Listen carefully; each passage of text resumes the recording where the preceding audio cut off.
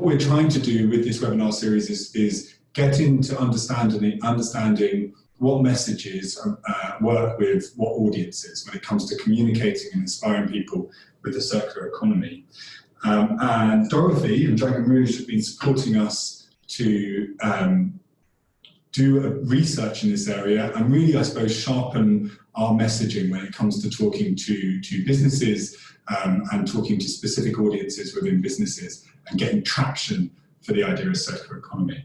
But that's enough from me. I'd like to hand over to Dorothy, who's going to take you through the presentation. Great, okay, thank you very much indeed. And as Joe said, this is all about what we can pull together to help people who have to make a case for other people in the organisation taking circular economy on board as an idea and to start applying it in the business. So it's very much thinking about how can we frame the whole circular economy message in a business-oriented way. And these are basically taken from research that was done with the companies who are at the leading edge of thinking about the circular economy, who have already done this. So this is learning from those who have been relatively successful or have been among the lead runners in doing this and trying to orient companies more broadly towards the circular transition.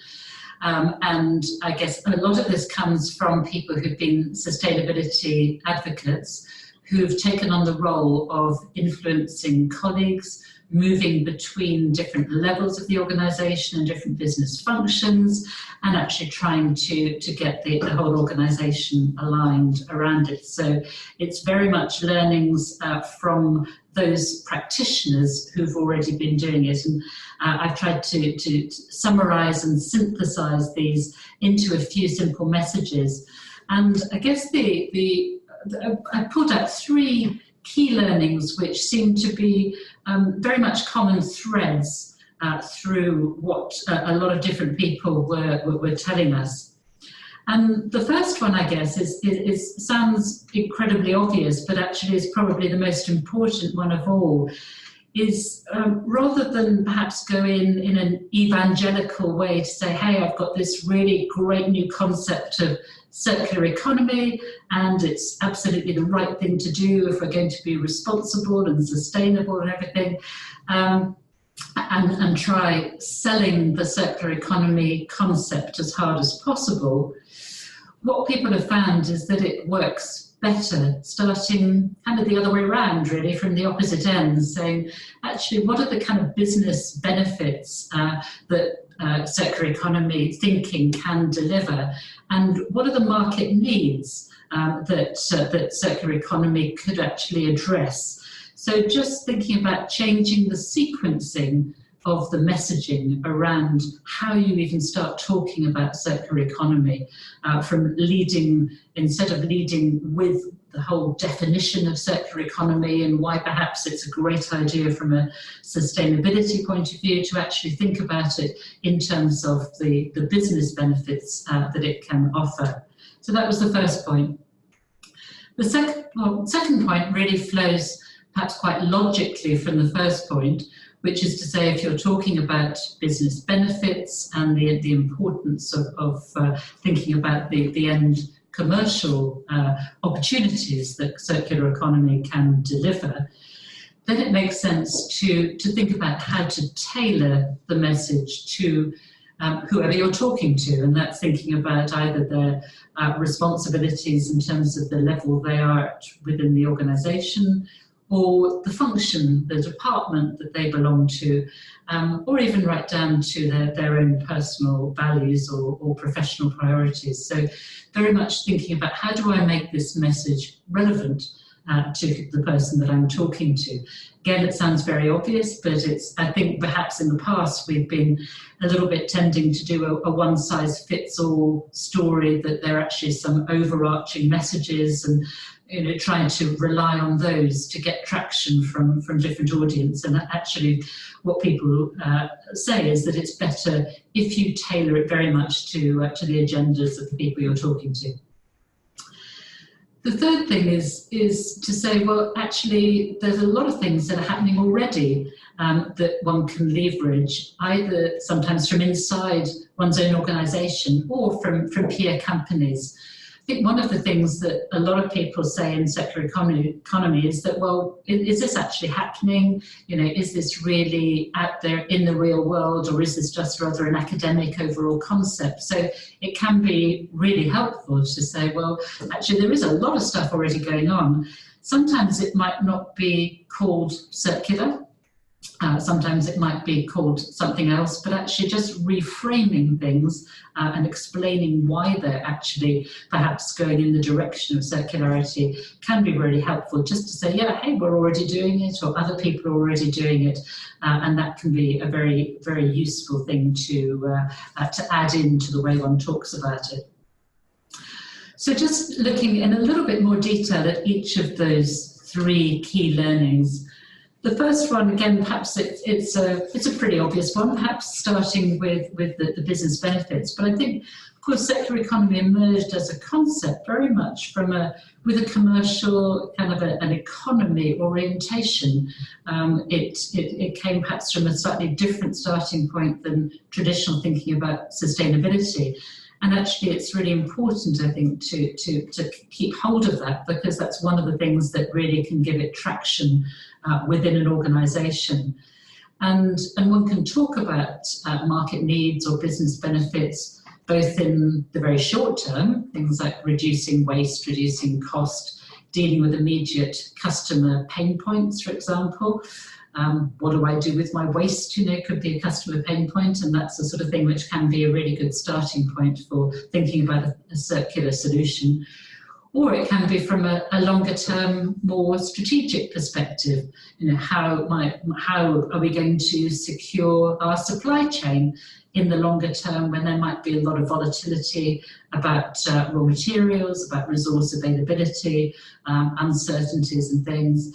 How can you create competitive advantage? So there are a lot of different business benefits which might be really good starting points. And of course, it can be it can be very different for different levels within the organisation. So if one's thinking about how do you tell the story, how do you know which benefit to lead on, it's worth thinking about who you're talking to, and perhaps what perspective, what time horizons might be relevant to them. If you're opening up a conversation with the senior leadership team of an organisation who might be thinking about a 5 to 10 year time horizon, the sort of things they'll be looking at is, you know, how are we going to grow the business long term? Where's the business going to come from? How are we going to meet the needs of a vastly growing population given resource constraints? How are we going to de-risk the organisation in a volatile and uncertain market situation? How are we going to meet societal expectations so that we preserve our corporate reputation? You know, there are a whole variety of kind of strategic ways of framing that. Sometimes it's a little bit more specific, you know, what are peer companies doing? That can exert quite a lot of pressure. What are our competitors doing? Sometimes it can be that organisations may have signed up to support the UN SDGs and not be entirely clear about what are the best pathways to deliver on those. So there are whole different ways of framing those perspectives if one's talking at the senior leadership team area. Then moving down into talking to function heads. Time horizons might be a little bit shorter sometimes, sort of maybe kind of 3 to 5 years, but there'll be, I think one important message coming through on this is that all functions and heads of departments have their own strategies. There's an R&D strategy, a marketing strategy, all functions have their own view of what they should be doing in order to deliver on the overall long-term corporate objectives. And it's incredibly helpful if circular thinking can actually be embedded in those departmental strategies as well. So, what are the implications in terms of the innovation pipeline for the R&D strategy, or the marketing team? The marketing strategy may be looking at how to attract younger consumers, for example. But when one gets down to the operational level, people in those sort of roles are more likely to be thinking about, how do I actually do things? What are the easiest ways to meet current challenges and current problems? And they're sometimes going along with a very practical guide can be very helpful. Here's a practical tool that might help with some current challenges. And for example, the Circular Design Guide, I think, is a really useful, very practical guide to some current challenges about how do you meet even existing regulatory environments. So just thinking about the different levels in the organisation and how to set up a discussion about circular economy. And then coming down to perhaps a little bit more detail, the sort of specific messages that you might start talking about with different functions. And again, these are the sort of things that have been coming up in the conversations that people at I think in some of the leading companies in this area have been finding what has helped them create traction within the different departments they've been working with. I won't go into all of these, and as Jo said, the idea is that in future webinars we will perhaps delve deeper into some of these specific messages and trying to make sure that we've got a really good narrative and really good examples for these different departments. But for example, if one's looking at how to engage R&D or innovation in thinking about circular economy, the whole area of value creation is a really interesting one. How can we create more value from existing assets and resources, perhaps through solutions that extend the lifetime of capital products that are being sold by upgrading and developing different forms of customer relationships. There are a lot of different things. And of course, when one's talking to different functions, there might be some discussions around capability development and competence development, skill areas, knowledge gaps, or so that it's good to open up. And this just to give an example of how people talked about this. This was a quote from one of the people we spoke to, saying this very clearly: we need to have different messages for different departments. If you want to engage them, then you need to show them what's in it for them. Going into the unknown is scary. It must support the agenda of their business function. I speak the language of benefits and also the language of personal values. And I think that was a really good insight, actually, from them to say, you have to show what's in it for them. People are incredibly busy. The last thing they need is some new concept sort of landed on their desk without a clear indication of how that's going to help them. And actually bringing out the benefits that circular economy can deliver is a great way of doing it. And then relating it back to saying, well, actually, everybody's human, and there's so much need nowadays to actually link in what the organisation does with people's personal values. And circular economy is a really good mechanism to show how these all can align in a really good way. So just sort of, I guess, very simply, thinking about, as one's talking about circular economy to different people within the organisation, thinking about it very much from the perspective of what can I do to help you achieve your objectives, rather than just how can I tell you to do the right thing or influence you to do the right thing. And I think there's a lot of learnings from people perhaps who spent many years as sustainability advocates and found it sometimes quite hard going. When you're basically telling people to do things which are quite difficult or complicated or make their lives harder, it's difficult to go in and just talk about that as being the right thing to do, even though it may be, of course, a very, very important thing to do from a corporate citizenship point of view. If one can actually present a commercial and business rationale as well, it makes the whole thing a whole lot easier. So the third point was to talk about what's already going on. And we've been looking a lot at how can we really leverage existing case studies to support the conversations that people are having about circular economy. And again, a very simple point is to say, well, rather than talk about it from the perspective of starting off with, hey, this is all about circular economy, it can be very useful to actually share a story starting with the business issue. And we've been looking at putting together a simple framework that can perhaps help people to frame their own messages, as well as share examples from other organisations, starting off with just identifying what the business issue was, explaining what was done, what was the result, and then saying, yeah, that happened to be using circular principles, that was a circular approach. And we're looking at putting together some case studies that people can use to help in that respect. So just, very, very simply, the sort of things one could do is be to talk about, for example, some of you I'm sure will already be familiar with what Coca-Cola's been doing in Brazil and more broadly in South America.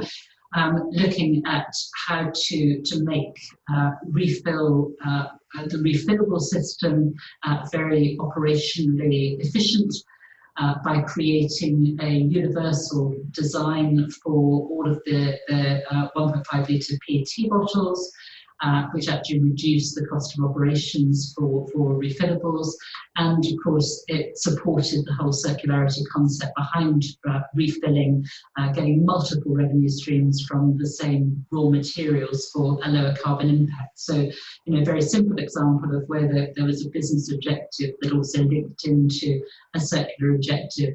And one could tell, again, a kind of a well-known example here, the Power by the Hour story of Rolls-Royce, basically looking at how to make sure that customer needs of having their aircraft flying as much as possible were aligned with the Rolls-Royce needs of generating revenue. So rather than generate revenue from product repairs, to actually look at generating revenue for charging when the engine is in use, and actually maintaining ownership, I guess, of the overall engine, and incentivizing resource efficiency. So it's a way of just flipping that story. And that can be, that basically one can add in a success story from within your own organisation, so something that's already going on. And very often I think what people found was that there were already things going on within the organisation that might not be called circular, but actually could be reframed to say that we're already doing some of this, and actually it's working and we know how to do it, and did you know that it's actually, this is really supporting a circular direction. And that can be very, very helpful, even if it's something quite small, if it's something that's already going on, particularly if it's something that seems to be working quite well. It could be helpful to just start talking about the examples in this sort of framework. So that's just to summarise, I guess, the kind of three key points in terms of how to frame those conversations. Thinking about the market needs and the business benefits first, so that's the sequencing of the story. Think about leading with the business benefits rather than leading with the circular economy concept. And then tailoring the message to the function or the individual that one's trying to engage. And finally, just saying it's already happening. Other people are doing it, we're doing it, and actually use that as kind of proof of concept, and say this is not just an abstract idea, this is something that we're already doing. It's not something incredibly complicated or abstract, it's something pretty real. And overall, I guess, all of these are really about trying to help people to see circular economy as a set of solutions to business challenges, rather than as an abstract academic concept that's only related to pure sort of, I guess, kind of environmental benefits, as I think some people might see it. So actually saying it's a set of things that you can do that will address very real business challenges and opportunities. And also try and make sure that one's making it as relevant as possible to people's functional and professional and personal agendas. So that's a very quick top-line overview of some of the key learnings.